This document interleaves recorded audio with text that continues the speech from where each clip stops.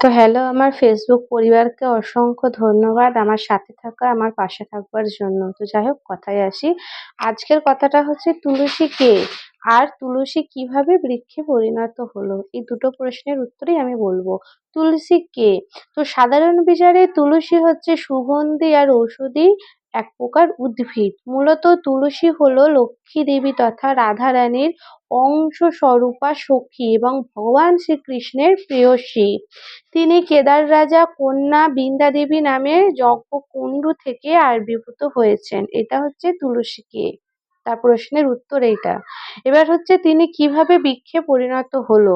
তিনি বনে তপস্যা করেছিলেন বলে গোলকধাম বৃন্দাবন নামে তাকে চিহ্নিত করেন। হ্যাঁ, তুলসী বিভিন্ন নামে পরিচিত। তুলসী দেবী কখনো জলন্ধরের পত্নী ছিলেন, কখনো শঙ্খচূড়ের পত্নী ছিলেন, কখনো বা ধর্মদেবের পত্নী ছিলেন। তুলসী ব্রহ্মদেবের কাছ থেকে বর প্রাপ্ত হয়েছিলেন বলে তিনি এই বর প্রাপ্ত হয়েছিলেন যে যেন তাকে শ্রীকৃষ্ণকে তিনি অংশস্বরূপা অর্থাৎ প্রিয় সখী রূপে যেন চিহ্নিত করতে পারে।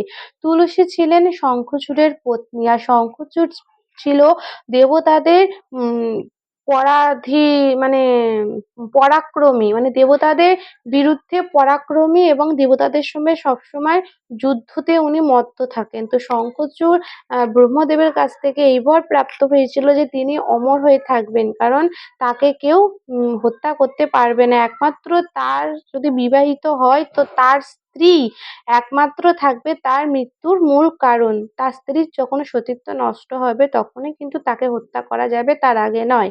তো যাই হোক, এই জন্য শঙ্খচূড় কাউকে বিয়ে করতো না। এত অনেক সুন্দর সুন্দর রমণী তার সামনে আসতো কিন্তু তিনি কাউকেই পছন্দ করতো না।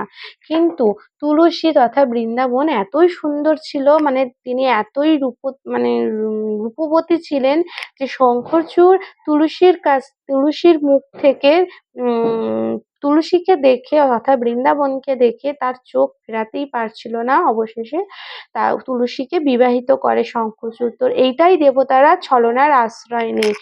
তো শঙ্খচূড়ের সাথে বৃন্দাবনের যেদিনকেই তথা তুলসীর যেদিনকেই বিবাহিত হয় ঠিক সেই দিনকেই দেবতারা শঙ্খচূড়কে যুদ্ধ করবার জন্য আহ্বান জানায়। তো শঙ্খচূড় তার বাসরঘর ত্যাগ করে যুদ্ধের জন্য প্রস্তুত নিয়ে দেবতাদের সাথে যুদ্ধে লিপ্ত থাকে। ঠিক এই সময় ভগবান বিষ্ণু শঙ্খচূড়ের রূপ ধারণ করে তুলসীকে মানে তুলসীর সাথে সঙ্গম করে আর হচ্ছে তার সতীত্ব নষ্ট করে।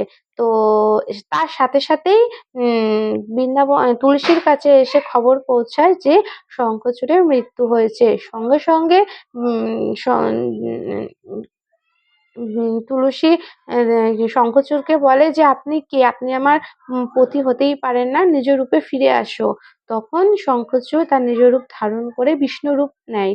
তো তখন বিষ্ণু রূপকে দেখে তার সাথে যে এরকম আচরণ করাতে তুলসী অতি ক্রুদ্ধ, অতি কষ্ট হয়ে তাকে অভিশাপ দেয় যে আপনি শিলায় পরিণত হবেন। আপনার এই কৃতকার্যের কর্মের ফল এটাই আপনার জন্য যথেষ্ট। তো যাই হোক, এই সাথে অভিশাপ দেওয়ার সাথে সাথেই তুলসী দেহত্যাগ করে এবং দেহত্যাগ করবার আগেই বিষ্ণু তাকে এই বর প্রদান করেছিল যে তার দেহত্যাগের সাথে সাথে তার দেহটা যেন ভারতে তার দেহ এই গোলকধামে গণ্ডকী পবিত্র নদী নামে পরিচিত হবে। আর এই নদীর যে কেশব মানে কোমল এই কোমল কোমল রূপ অর্থাৎ নদীর যে কেশব রূপ, এই কেশব রূপ পবিত্র বৃক্ষরূপ ধারণ করবে। তো এই থেকেই তুলসী গাছের জন্ম হয়। তো ভিডিওটা যদি ভালো লাগে তো অবশ্যই সবার মধ্যে শেয়ার করে দিও।